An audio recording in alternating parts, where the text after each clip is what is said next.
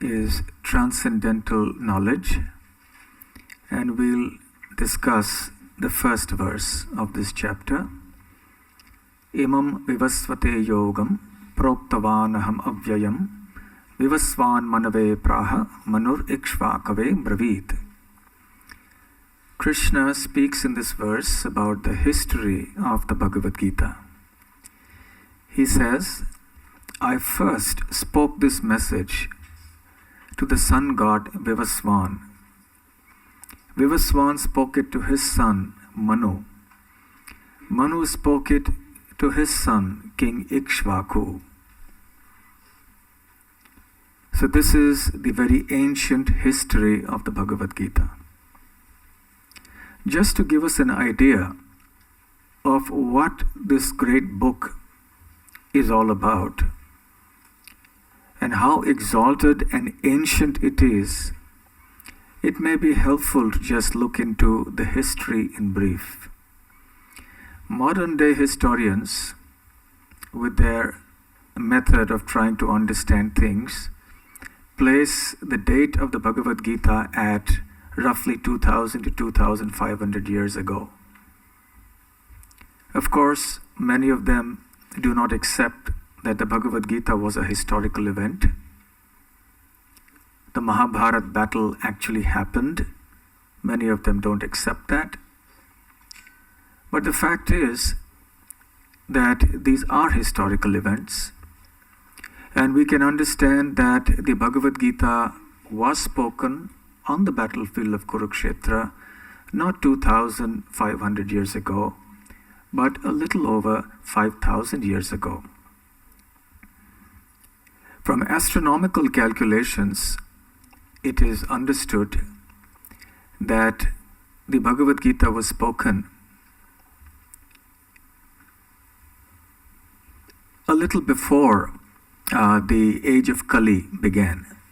The age of Kali began in 3102 BC, roughly 5000 years before our time.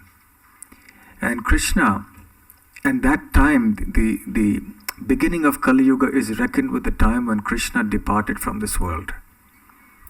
And before his departure, 36 years or 35 years elapsed from the time of the battle of Kurukshetra, which means by astronomical calculations which are given in the Mahabharata, the date of the speaking of the Bhagavad Gita is fixed at about 3137 BC. And that may seem a fairly long time, but actually in history is just a tiny speck in the vast span of time. And this is just now. But it is not the first time that Bhagavad Gita was spoken. And Krishna is mentioning that here in this verse. He says, I actually spoke it first to the sun god, who then spoke it to his son, Manu, who spoke it to his son. In the purport, Srila Prabhupada does some very simple arithmetic and informs us very kindly that the first time the Bhagavad Gita was spoken in the human race was 2 million years ago. A far cry from the 2000 years ago people talk about. And the first time that the Bhagavad Gita was spoken in this Manvantara, this time of Manu, was 120 million years ago. And this is just the time of one Manu. We are in the 7th Manu, in the time of the 7th Manu, who is called Vaivasvata Manu. And there have been 6 other Manus before this, in this one day of Brahma. And in each Manvantara, of course, Krishna revives the knowledge of the Bhagavad Gita and speaks it, and it comes down. So it's been happening like this for each Manvantara in one day of Brahma. Brahma is in the first day of his 51st year of his life. So therefore, 14 such Manvantaras multiplied by 360, which is the number of days in a year, multiplied by 50 years. That's how many times the Lord has spoken Bhagavad Gita in this one day, in this one lifetime of Brahma. In other words, this is one creation. The universe is about 150 trillion years old.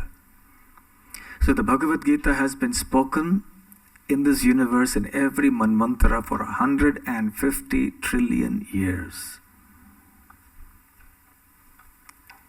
And even that is fairly recent, because the cycle of creation, maintenance and destruction of the universe goes on eternally. In other words, the Bhagavad Gita has been spoken from time immemorial. No one can say when it started, because this knowledge is eternal. The only thing that might change and does change is the form and the manner of presentation. Today, the Bhagavad Gita, as we understand it, is 700 verses in length. But at other times, it may have been spoken in a lesser number of verses, perhaps more. Maybe some verses may have been placed differently, and maybe some other verses were added. But the essential knowledge is the same. And the beauty of it is that the knowledge has never changed. Unlike the modern knowledge of this world, which keeps changing. The basic knowledge of the Bhagavad Gita, that we are the eternal spirit soul, that Krishna is the supreme personality of Godhead, and so on, these things never change. Therefore, the Bhagavad Gita is called absolute knowledge. It never changes with time, never changes with circumstances, never changes no matter who speaks it. So this historical understanding of the Bhagavad Gita means that the book we hold in our hand is actually eternal knowledge. It is not knowledge manufactured at a certain point in time from the fertile brains of some human beings, but it is knowledge that is coming directly from the Supreme Lord Himself. And therefore, when we read, chant, hear, recite, remember the Bhagavad Gita, we are actually directly associating with the Lord Himself. It is therefore more important for us to hear the Bhagavad Gita and associate with Krishna in this way than to try to prematurely see Krishna face to face. Because such vision of Krishna face to face may not be very fruitful unless one has devotion for the Lord in the heart. So with these perspectives, we should try to go deeper into the Bhagavad Gita and its message of pure devotion. With this, we'll move on now to the 5th chapter.